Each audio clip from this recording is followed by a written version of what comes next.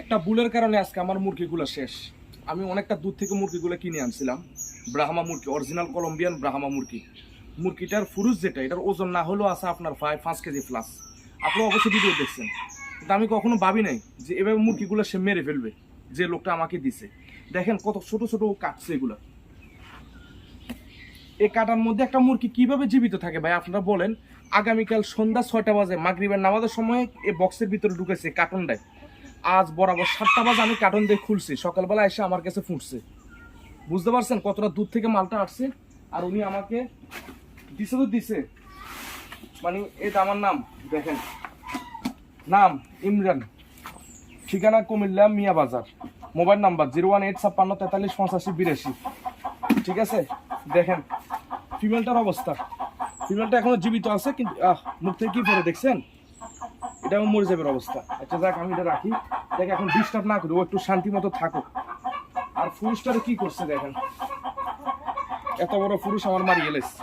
মূল পুরুষটাই কত বড় পুরুষ, আসলটাই সে গাড়ির ভিতরে মারি গেলেস। বাসওয়ালাকেও দোষ দিয়ে লাভ নাই, যে লোকটা মাল দিছে তাকে সম্পূর্ণ দোষ দেওয়া উচিত। কারণ এত বড় একটা মুরগি, দুটো মুরগি এত ছোট্ট একটা কার্টনের মধ্যে দিছে। এই মুরগিটা সম্পূর্ণ এই কার্টন সে একা নেওয়া উচিত ছিল। সেখানে দুইটা মুরগি একটা কার্টনে, তার মধ্যে সে কাটে দিছে। দেখেন কতটা ছিদ্র ছোট, 2 আঙ্গুল বরাবর বসে না। প্রয়োজন ছিল মুরগির জন্য এতটুকু করে কাটা, কমে এতটুকু, যাতে মুরগি সম্পূর্ণ মাথা বাইর করতে পারে অস্বস্তি বোধ হলে।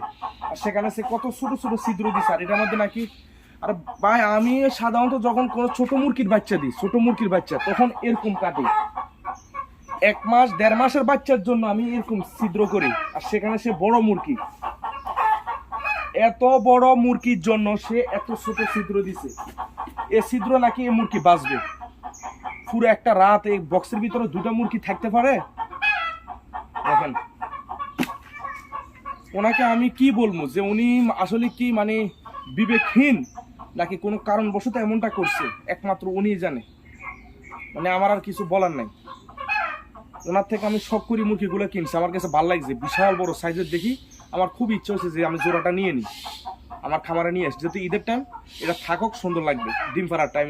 কিন্তু উনি তো আমাকে মানে এভাবে একটা সারপ্রাইজ দিব কখনো আমি কল্পনা করি নাই। আমার এই মুরগি মানে উনি যদি আমাকে এখন টাকা ফেরতও দেয়, আমার মন শান্তি হবে না। কারণ আমি এটা শখ করে আনছিলাম, আমার শখ মানে সম্পূর্ণ মাটি। ওকে, এই কারণে সবাইকে বলবো যে কখনো যদি কোথাও থেকে মুরগি কিনেন, বিশেষ করে ওই লোককে বলবেন যে আপনি কখনো আগে মুরগি দিচ্ছেন কিনা। মুরগি শুধু মুরগি লালন পালন করলে হয় না, মুরগি কখন দুধ দুরান্ত দিচ্ছেন কিনা, আপনার আইডিয়া আছে কিনা। আইডিয়া না থাকলে আজকে শিক্ষাটা পাইতে হয়। ওকে, আল্লাহ হাফেজ, কিছু বলার নাই। আসসালামু আলাইকুম।